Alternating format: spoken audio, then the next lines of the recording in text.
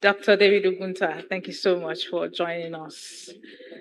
So I know you're a very good teacher because I've had some conversation with you where you broke down certain complex issues to bite-sized information. So I'm going to ask you this.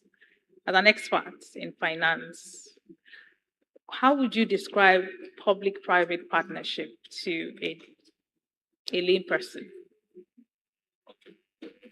So when we talk about public-private partnership, Okay. we are looking at people with similar interests. Now, in the case of government and private individuals having interest in a particular sector, let's say it could be health, it could be education, it could be even to build infrastructure, where we now have them come together, provide finance, provide resources, so that at the end of the day, the program or the project is actually implemented for the benefit of the people and of the citizens, because government doesn't have all the resources to be able to provide everything the citizens need. So private people can come in, and then there's a synergy, there's a partnership between them in terms of implementing the project. So at the end of the day, the bottom line is that the program or the project is implemented so that citizens can benefit from it. Great. So, if I understand correctly, this is some sort of contract. What will be the stipulations or major elements or components of this contract or partnership for it to be effective?